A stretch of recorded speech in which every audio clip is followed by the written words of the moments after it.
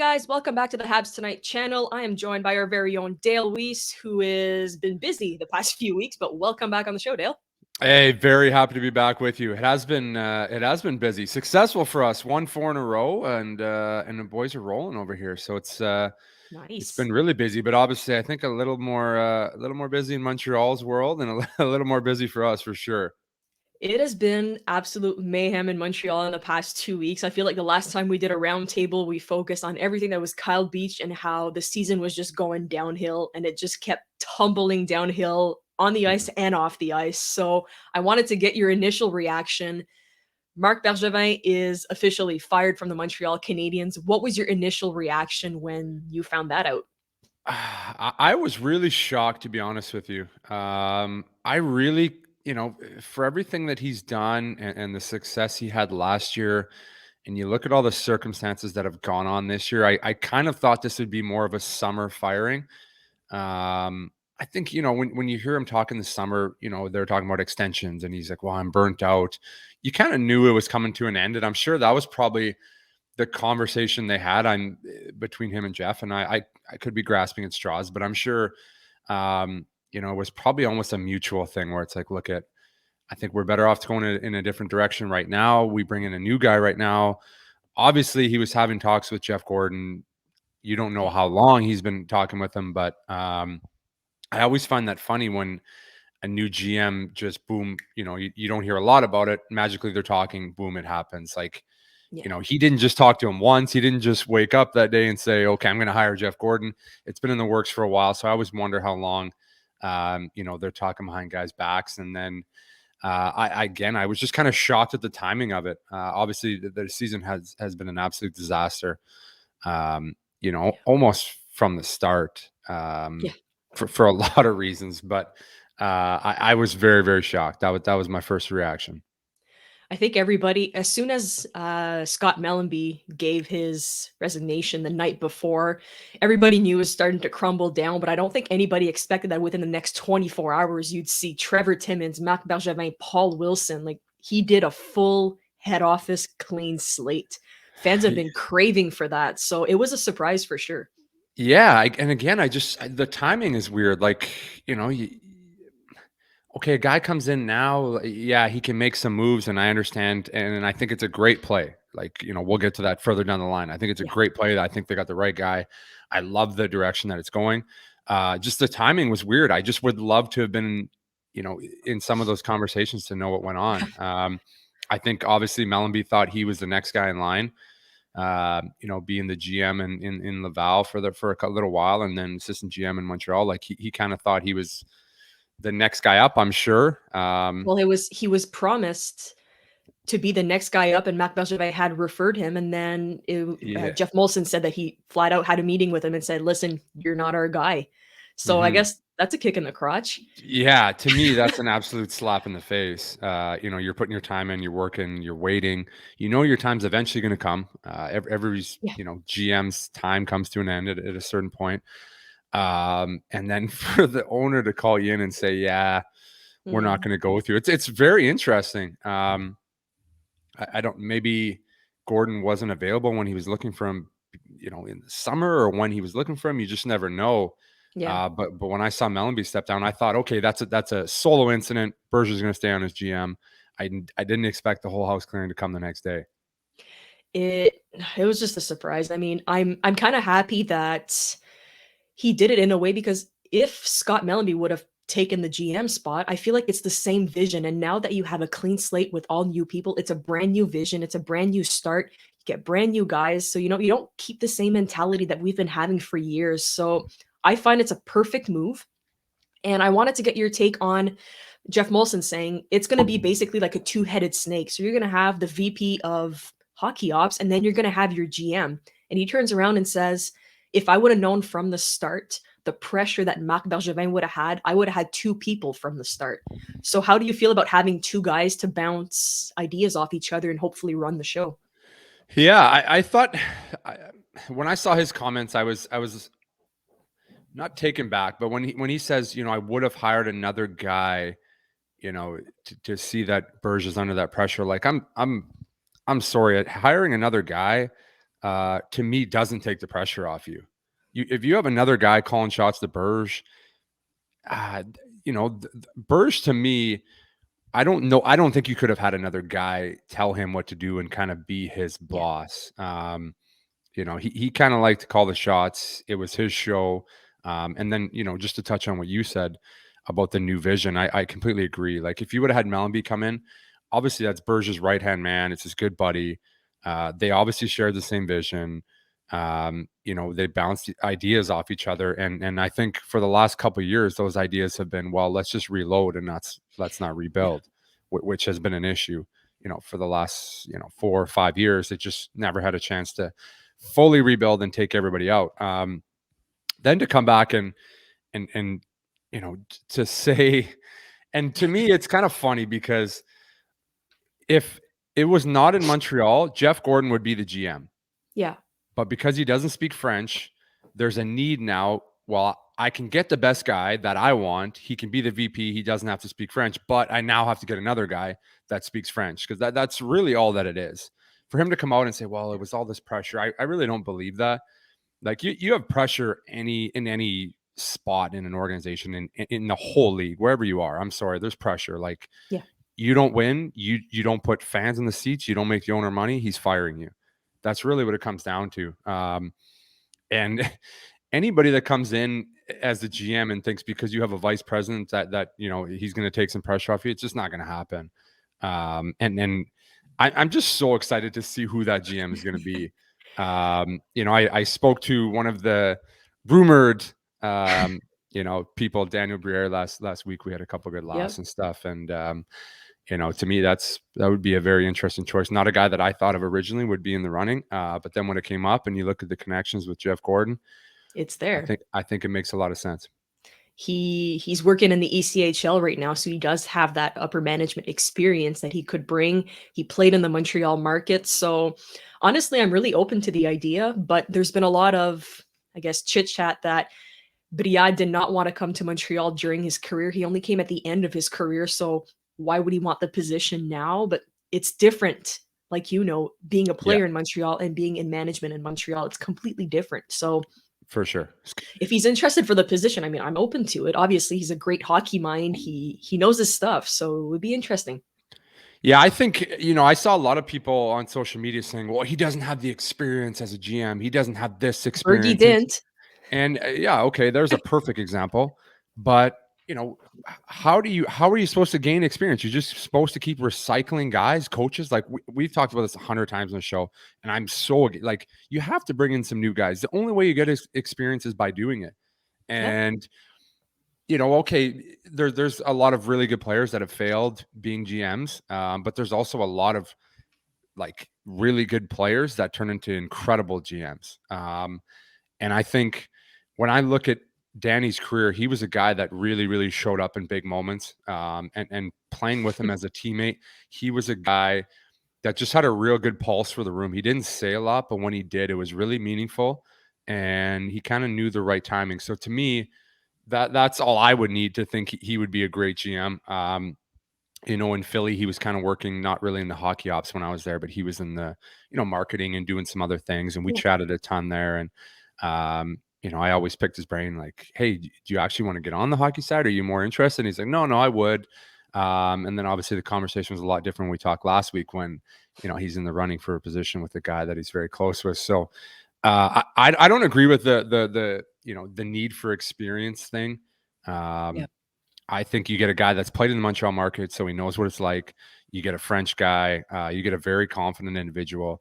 I think he would be a great candidate. I'd be very, very interested to see what he did because I think him coming in and with Jeff Gorton, regardless of who he hires at GM, I think there's going to be some huge changes and this program is going to get going in a completely opposite direction than it has been.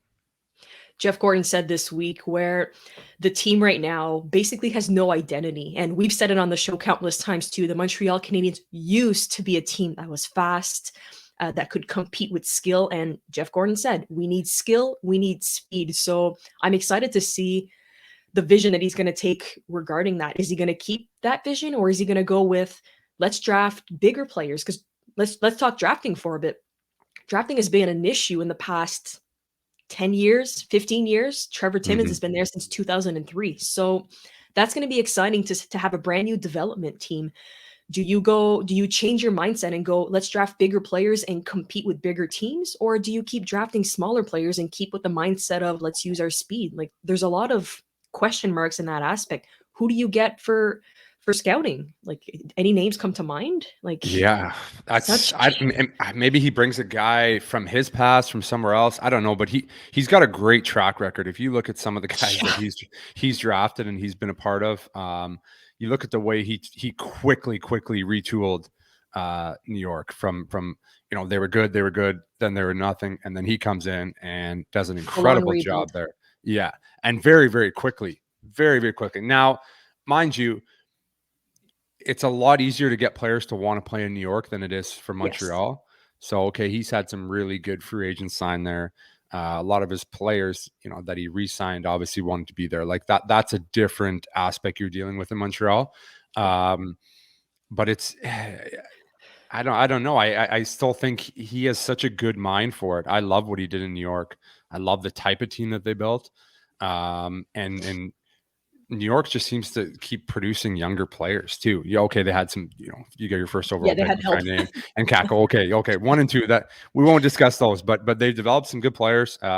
They've developed some great goaltenders. You got to Yeah. feel really good about what he did there. So I'm excited the way he can turn this program around. And we've talked about it, like the scouting department in Montreal. It has to change. They just haven't developed anybody, No. and that also, you know, won't just involve the scouts. That's obviously going to be how Gordon and the new GM is going to handle players, up and down and call ups and assignments and stuff like that. No, for sure. It's gonna have to be a drastic change, but I'm excited to see. He talked about hiring a GM probably after Christmas. So he's obviously doing his due diligence with the process, taking his time and not hiring somebody just for the sake of hiring. So I'm happy to see that. But I'm also a little bit not concerned, but questioning the fact, is it too fast or too slow to hire a GM when you've got a draft coming up in Montreal and you've got around 11 draft picks this year? So would you rather have a GM that's going to come in a little bit sooner to assess the whole situation and get the new vision started right away? Or is this something you take a step back and properly analyze? Yeah, There's the whole I, situation is it's madness. It's madness. yeah, It's so exciting as a overwhelming. fan because it's Yeah. very exciting to me. I think essentially in my eyes he's the GM, and when the GM comes in, he'll have a GM title. But to me, I think he's going to be the assistant GM. So Yeah. I think regardless of who comes in, Gordon's gonna pull a lot of those strings. So I think he's probably assessing a lot of things right now. What guys on his team does he want to keep? I remember when Hextall got fired in Philadelphia and Chuck Fletcher came in. This was maybe early December, and he was literally like one-on-one interviews with every single guy on the team for like an hour interview, and it was like you were being interrogated. He's like, what do you think of this guy on the team? What do you think of that guy? Like, maybe testing guys' characters, seeing if you want to rat out guys, see if you don't like guys on the team. Maybe guys don't like you. Pull a mic back up. Yeah. So it was a cool process to, that's the only time I've had a GM fired during the year when I've been a part of it. So I'm wondering, is that kind of the process he's going through right now? Is he looking at, okay, which players do I want to keep here? Who do I see as part of the core moving forward, which I don't think is going to be a lot of guys. I think that number is Yeah. very small here for what he's going to do to the team. So I think he's going about it the right way, trying to find the right guy and not letting the market kind of push him into, okay, we need a GM right now. We need a GM right now. Like we talked about too, there's not that many candidates. Like you got to be a French No. speaking guy, and there's really not that many candidates right now. There's Martin Brodeur who already turned down the call. He said he wasn't interested. So that Mm-hmm. was a pretty big, oh, okay. So it's not anybody who's going to take a call and want to be GM in Montreal. I can't imagine having that title and that pressure to, you're coming into a shit show right now and you need to Mm-hmm. fix it and fast. It's not going to Yeah. be hey, it's going to take 10 years. No. You've got like 2 years max. Yeah, and So your life is over. Like you yeah, can't that's go out it. for dinner in Montreal. You can't be in the city, without hearing everyone's opinion on what you do. I think that Yeah. eventually takes a toll on you as a human being. It So you got to has be to. prepared for that. You know, like It Marty Brodeur is not going to go anywhere in Quebec and not be noticed, but this is a different kind of pressure. 100%.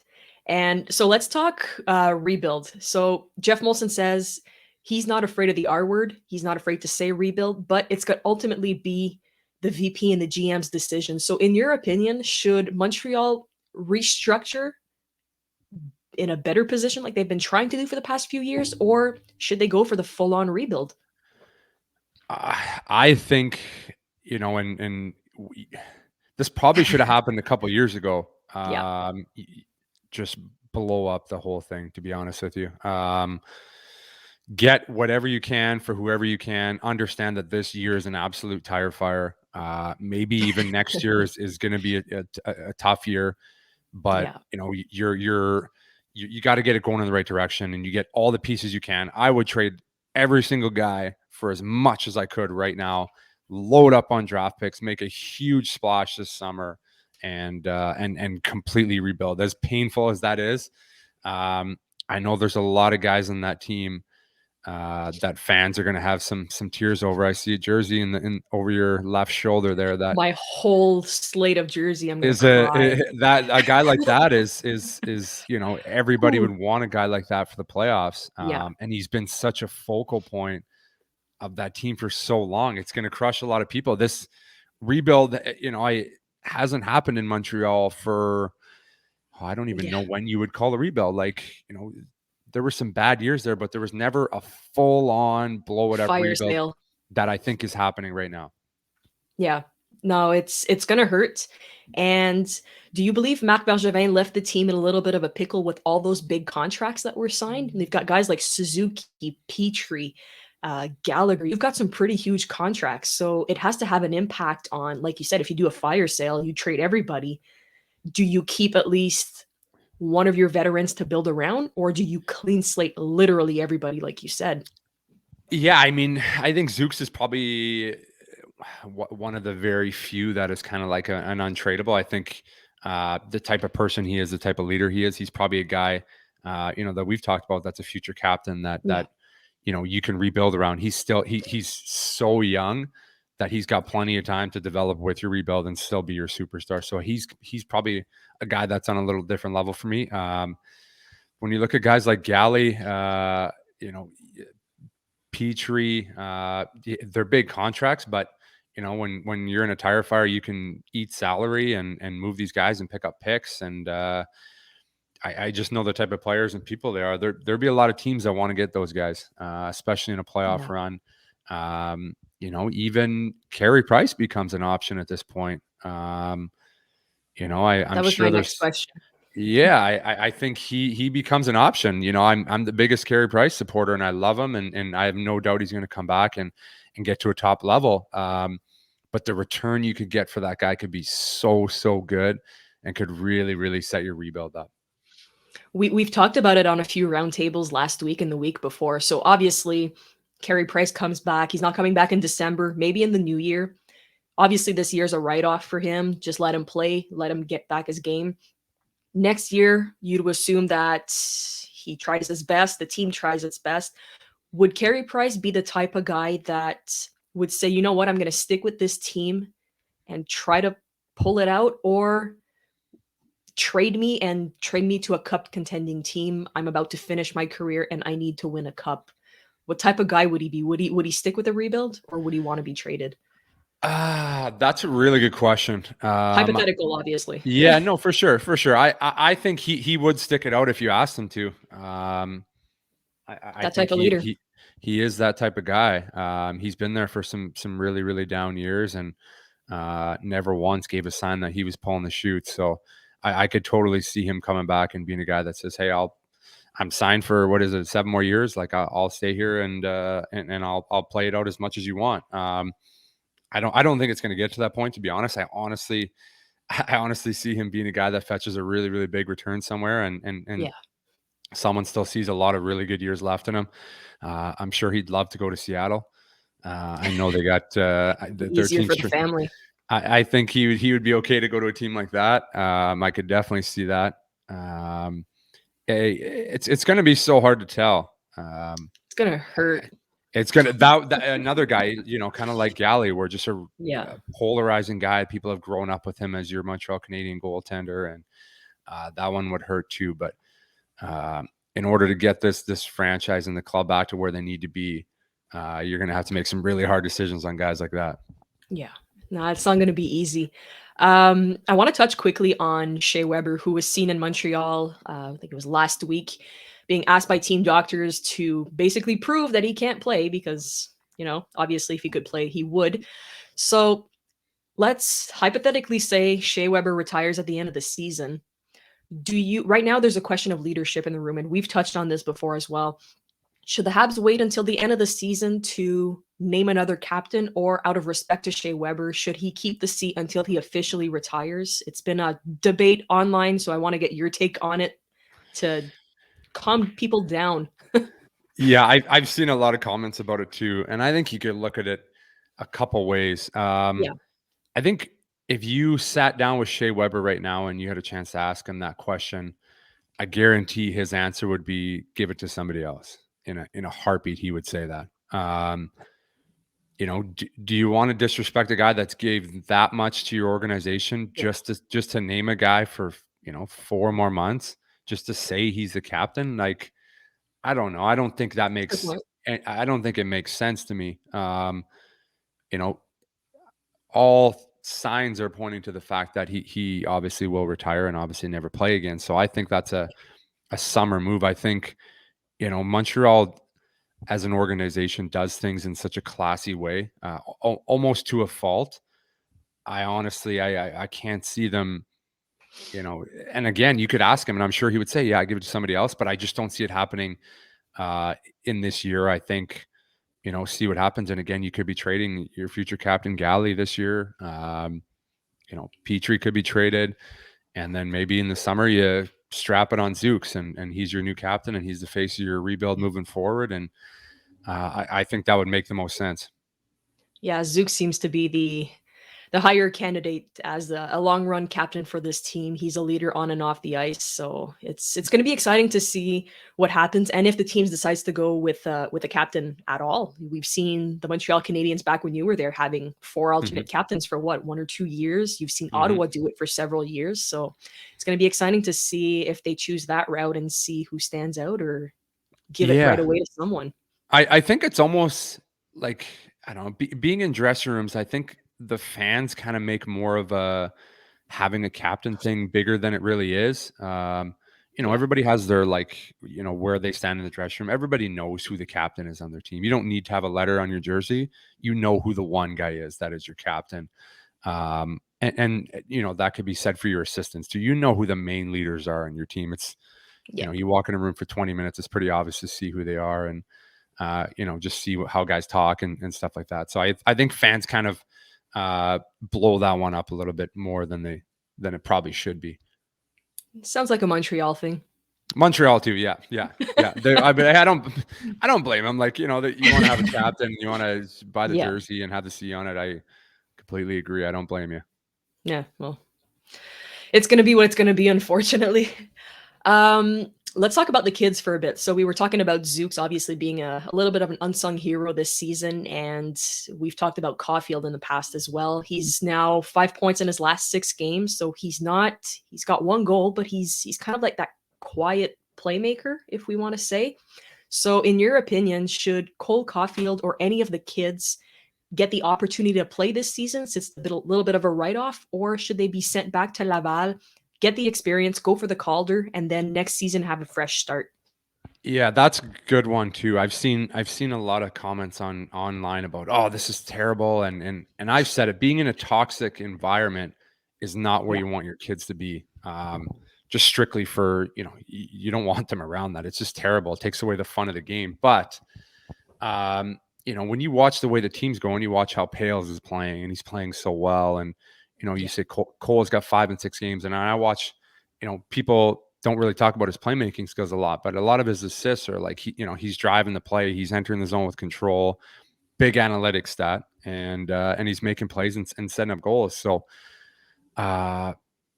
That's a hard one to answer. I think if your plan is to keep this course, Zooks and Pales and Caufield, and you're not moving any of these guys and Jakey even, then I would keep them on the team, let them develop together as a unit, and they start to form their own leadership crew as they see, okay, 4 of us are probably going to be here next year. There probably won't be as many of us, and kind of build something together like that. So, I think you just continue to play them so much, hammer them. Like I said, it's a tire fire.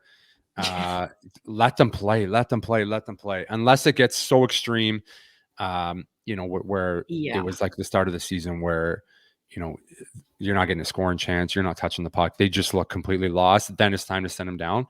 But while they're still producing and you can keep playing them those big minutes, I think you got to let them roll. 100% agreed. And a lot of fans have been complaining as well. Like, we're going to touch coaching a little bit on the overtime sequence versus Nashville last week. You've got Poehling and Romanov who don't even get a sniff of overtime. How do you feel about those types of kids who have been playing absolutely great this season? And Ryan Poehling since being called up, Alexander Romanov since being inserted back into the lineup, not even a sniff of overtime. Is that like a kick in the nuts for you, or like, yeah, they deserve better? Overtime's weird. It's so weird. So many coaches view it in a different way. How many times did Dom get ripped on for starting Phil in overtime last year and stuff? Like, it was just nonstop, and it's just kind of his philosophy to defend and stuff. But I just think it's a really weird situation right now where, as a head coach, you come in, you're trying to show the world that you're a good coach because you're trying to think of down the line, where are you coaching? I'm sorry, like, Dom's not keeping his job past this year. A new GM comes in, he's bringing in his own.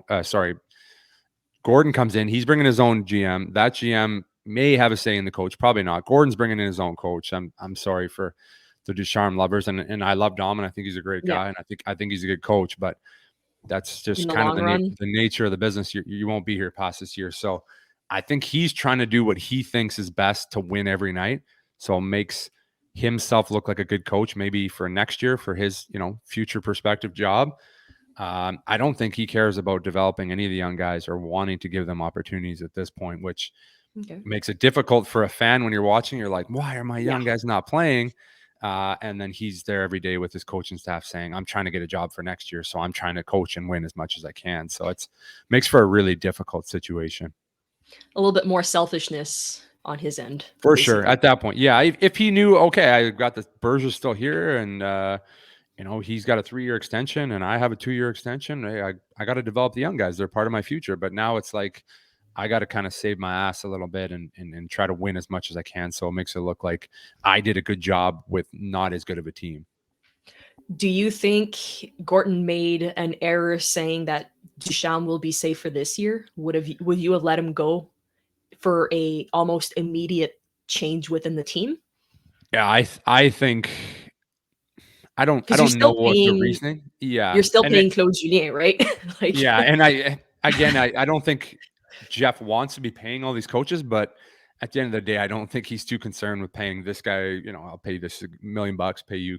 I don't think he's concerned about the money one bit. But it's a weird situation. Like, does he come in? Okay, yeah, he doesn't want him to be the coach. Let's call a spade a spade. But you fire him and then you let Lukey be the interim coach and see what happens. That's probably the move I would have made. Mm-hmm. While in you the playoffs. or maybe while you look for something else. But you give him the rest of the year, and it's like, okay, it just makes for a really and I say this because when our GM got fired in Philly, Chuck Fletcher came in and he said, Dave Haxtell is going to stay on as the coach. And you're like, okay, you got the coach for the rest of the year. But it was always awkward because you knew he was not going to keep his job. And then it got so awkward and so bad that he fired him a month later anyways. He's like, wow. And one morning you show up and he's like, yeah, I fired Dave this morning. I was like, well, why a month ago did you say you were keeping his job? Like, you knew you were going to fire him. So it just makes for a really, again, toxic, uncomfortable environment. And I understand that's part of the business, but I just think if you're letting a guy go, like, you got to let him go and try to move on as quick as possible. I guess you could, I'm not trying to give a relationship advice here, but when you let a guy go, you let him go right away. And and you leave it No at strings that. attached. Let's go. No strings. You let them go, you move on, and you're good. It's a good analogy. Yeah, exactly, right? To touch a little bit on Philly. So right now, I don't know if you've been keeping up with Philly. So you've got Alain Vigneault, who's on his 8th game losing streak with Philly. It seems like his time is a little bit rocky, especially with the end of season they had last year. So Montreal has a tendency to recycle, with the Claude Julien, Michel Therrien, Alain Vigneault. So would Alain Vigneault be a candidate that you would have in mind to come back to Montreal years later and try it out? I would say yeah.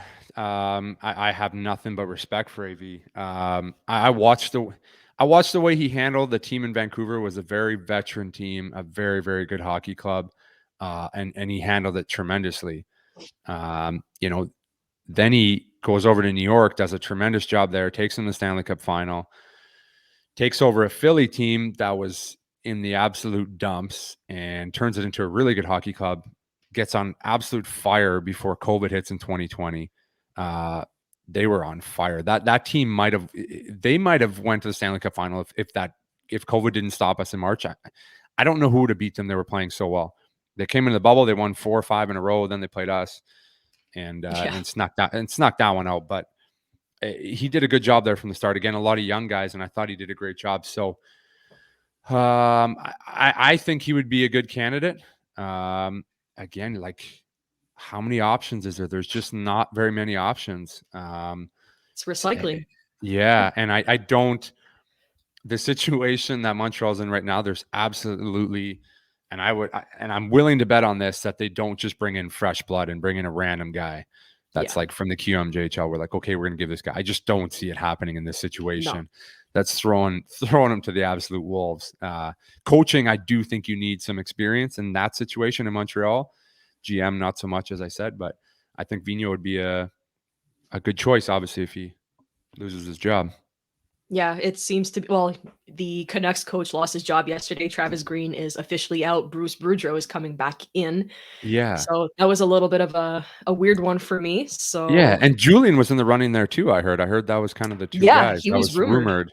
Yeah. Yeah, but Julian's going to be focusing on Spengler Cup and the Olympics. So if you go to the Spengler, I mean, you're going to have a nice little reunion. Me and Claude back at it together. Who knows?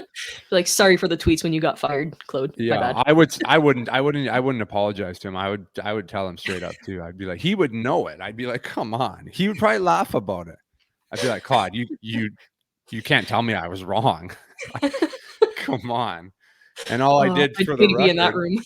for the record, all I did say was the line changes was madness. Yeah. That was all I said. Never That's said true. he was a bad coach. So just for the record, everybody out there. Oh, just funny. Another thing I wanted to touch about is Molson turns around and starts a health program, like a mental health program and diversity for the team. So how happy were you to hear about that? I loved it. I was so happy to hear that. I know Calgary had Brian McGrattan kind of be their like mental health advisor a couple of years ago. They hired him, and I thought it was a great call. Obviously, a guy that went through depression, alcoholism. He was like a super heavyweight, so he dealt with that.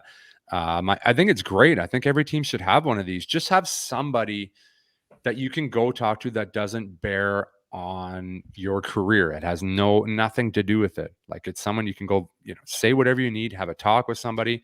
Because I think that's the hardest part is, you can't go talk to a coach or someone that's involved with the team. You think it's going to hurt your career, and maybe you can't tell your family because you're embarrassed.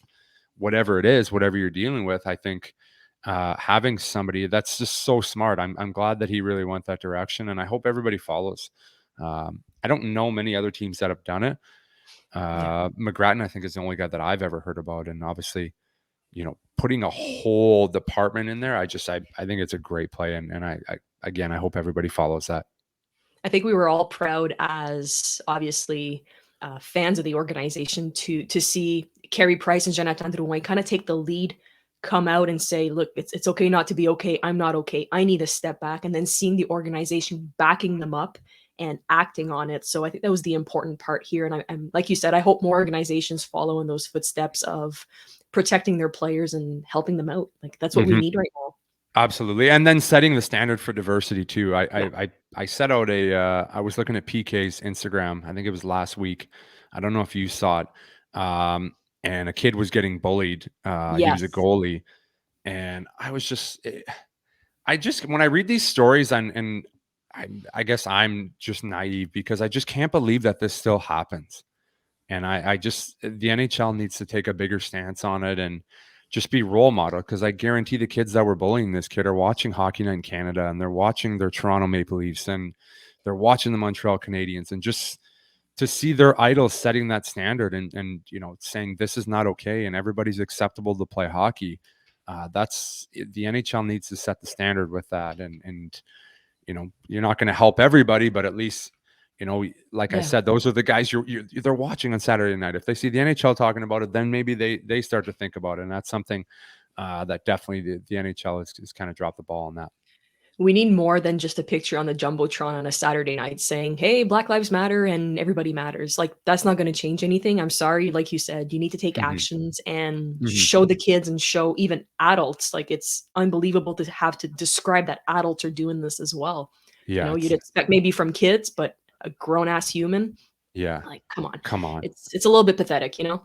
it is pathetic. And you like, I mean, we know me and PK are very close, and we've Yeah, he's told me numerous stories of people, in NHL buildings saying stuff to him when he's going off and everything. And it's just again, I'm naive to it because I've never dealt with it, and I can't begin to imagine or even understand what that would be like. But I just think it's ridiculous, and it's got to change, and it starts with, much like mental health, people speaking out about it, and just being vocal, and you know people that are in a position of power speaking about it goes a long way. exactly. 100% agree. So I'm excited to see what they're gonna do in that end. Hopefully, it's going to be a change that's going to be impacted soon and not something just like next season. Start it Right. now, start it right away, and who knows? Maybe we'll finally see a woman in position of within the organization as well. That was another topic. People like Kim Saint Pierre, Caroline Ouellet, Daniel Sauvageau, just I different think people who that's can I think like, it's right around the corner too. I yeah, think it's right around the corner. You see it everywhere too. especially in the minors. You see refs, everywhere, every position. I love it. I think it's great. I think again, the stigma around, women and guys in hockey, and it's not, like there's plenty of strong women that can come into a locker room and handle a bunch of guys, no problem. Yeah, I've seen it done plenty of times. I think that's a stigma that's got to go away too, and you could see it changing. Whether it's refs too. I mean, yeah, guy, girl, anything. you're calling a penalty. Like I Yeah, don't get it. same That's a set of slash. eyes. That's a slash. If it's a girl, she can't see that. That's a slash. Like, come on, it's so ridiculous. It's 2022 soon, so Yeah, hopefully yeah. we get with the program. Hopefully. Um, Deeks wanted me to ask you two questions before we log off here. So the first one being, having the opportunity, would you take a position within the Montreal organization?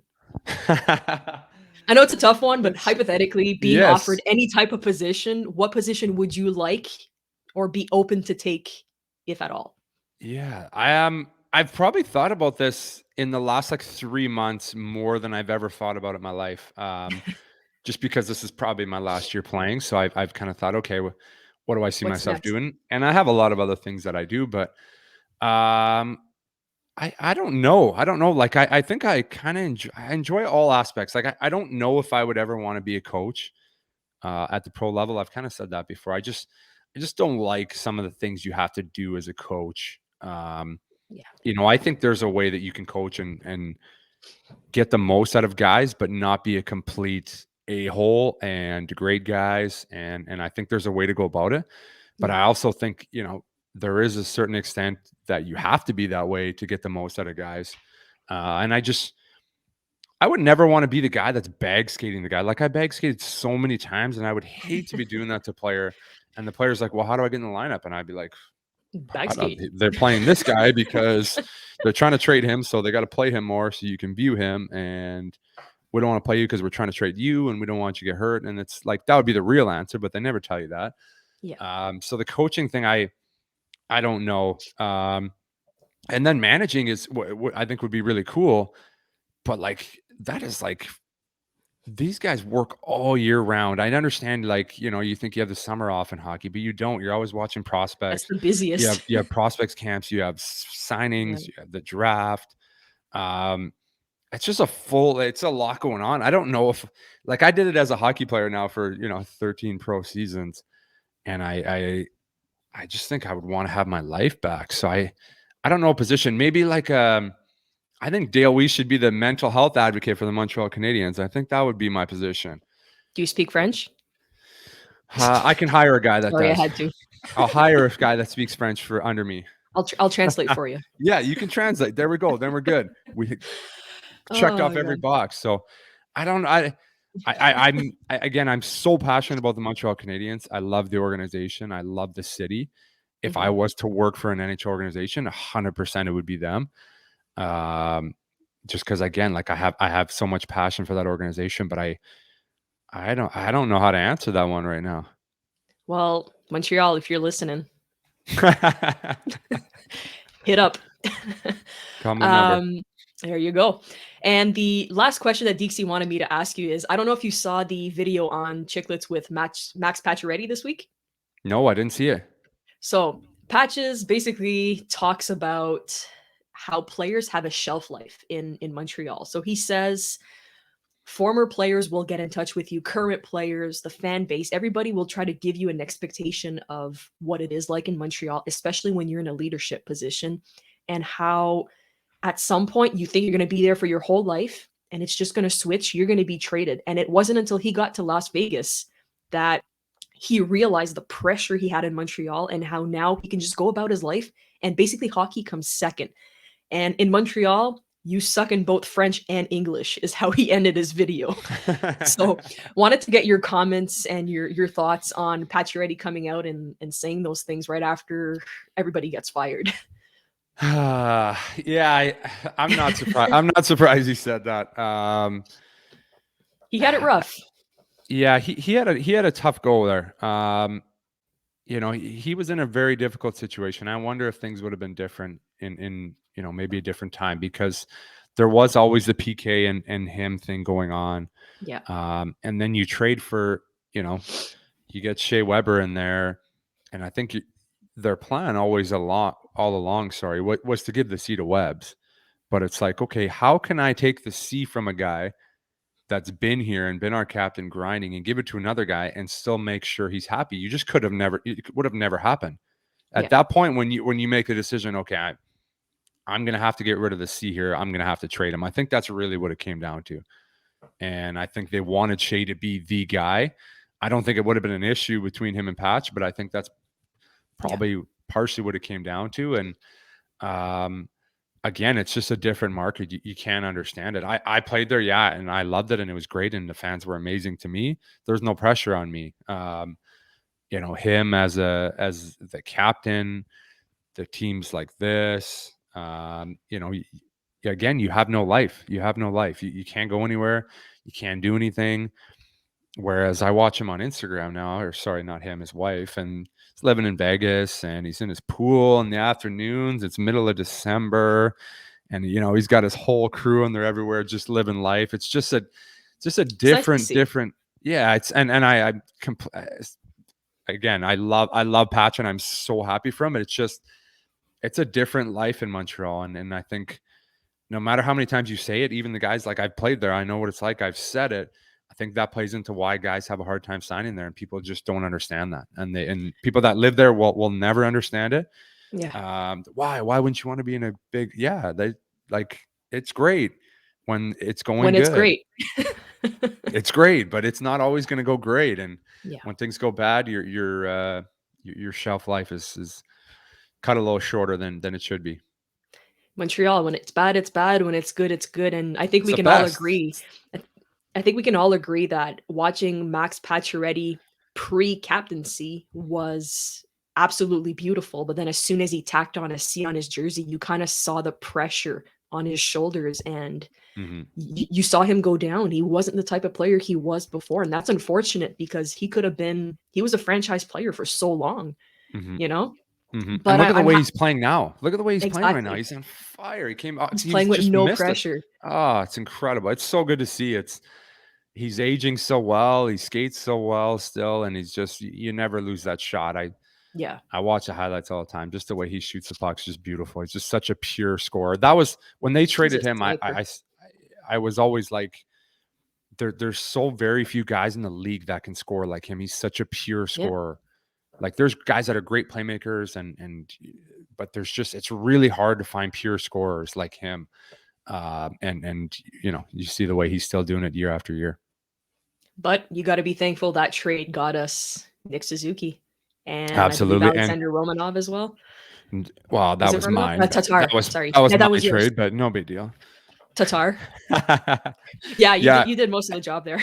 And Tuna was awesome with his time in Montreal. Okay, Beautiful. struggled a little bit down the stretch last year, but he was awesome. Like, think of how much usage you got out of that guy for, in Vegas. He wasn't even in their lineup in the playoffs. Yeah, it's incredible. It's insane. No, I'm happy for him. I'm happy he's finally playing without pressure. He looks happy, and I mean, if you got a shelf life in Montreal, I guess it is what it is. But welcome to Montreal. When Yeah, it's exactly. Good, it's good. When it's bad, it's bad. Exactly. On that note, have you been watching any of the games mostly, or just skipping through replays? I catch the replays, and I get like the extended highlights where it's kind of like you watch the game in like 40 minutes where you can like. Oh, okay. Yeah, so it's like the whole thing, but there's like the cut off nothing plays, and they cut off. I don't even know how it is on YouTube, but I do it at the rink every morning when I'm there. I'm watching, getting all my highlights and watching everything. I seen one of my favorite things was probably watching the Pez Dispenser walk in with his cowboy hat in Nashville. I love him. I love him. Then he got in a little bit of a tussle with Borowicki, who's a really tough guy. So that was great to see too. It's a little spark plug. We need that. He is. He goes hard. I'm interested to see where it goes for him. Got guys coming back. Yeah, it's going to be interesting. It's going to be interesting to see a guy that, again, the philosophy of Jeff Gorton's team. Are you going to have guys on your fourth line like an energy, a fighter guy? Are you going to go, a fourth line with all skill? Is it going to be young guys or older guys? It's going to be interesting to see the philosophy moving forward. So if you have one positive message for the Habs fan right now before we let you go, what is it? Just to calm people down. Yeah, I think you got to be excited. Like, I'm really excited to see where this goes. I think Jeff Gorton is a tremendous hockey mind. He's got a great track record. And again, you have to have a little optimism, as I always do. It's different in Montreal. He's not going to be getting guys like Artemi Panarin to sign in Montreal. Yeah. But you're going to get some good players. He's going to turn this franchise around. It's going to be a full rebuild, and it's going to be something to get excited about, because you look over the last 3 years and it was okay. What was it? 3-4 years ago, we missed playoffs by 2 points. Was the team a playoff team? We played well down the stretch. That gave us a chance. We weren't really a playoff team. You go into 2020, we had no business. We're 24th in the league. Last year, Canadian division, some really bad teams. They probably don't make the playoffs last year even. So this has kind of been coming for a couple of years. Now you're going to have some clear cut, like, we're rebuilding. This is where we're going. And I don't think it's going to take as long as it's not going to be 3-4 years. I think Jeff Gorton's got the skills, and I think he's going to turn that team around quick. And again, there's some good pieces if you're going to keep some of them. You keep Carey Price in net, and you get your young forwards, you get some first round picks, you make some good deals. Things can turn around real quickly. So I think you got to be excited. I always choose to look at the glass half full instead of half empty. That's just the way I am. That's the way we are here. The Habs activity's got to keep going no matter what. And we're always trying to find the positives. Let's not forget he's also responsible for drafting that dynasty Boston team. Yeah. That's just were those good? My goodness. Look at some of those picks. Yeah, you tell me. Yeah, they're incredible. Yeah. So his rap sheet is pretty amazing. So this is going to be good for us, you guys, and really excited to see the new vision and whoever comes on the team. And just it's going to be exciting for the next couple of years. This is what the fans wanted. They wanted some change. Here it is, you guys, and let's just embrace it. Before we go, don't forget to subscribe to the channel. We're trying to hit 13K by Christmas time. We're almost there. Also, we do still have our limited time 20% off the whole store. So use the promo code Dale at checkout and you'll be able to apply it to your order on habstonight.net. Get your official merch. We got some new hoodies coming out. Beautiful. T-shirt, lots of stuff coming out. So we've got a roundtable with Dixie and the new kids this afternoon, and Autour de la Ligue is going to be live with Shane and JD tonight as well at 7. So for the French fans who want to check out what's going on around the league, it's the show for you. So Dale, thank you so much for hopping on, and have a great day. Pleasure was all mine. Thank you very much, guys. See you soon. Cheers.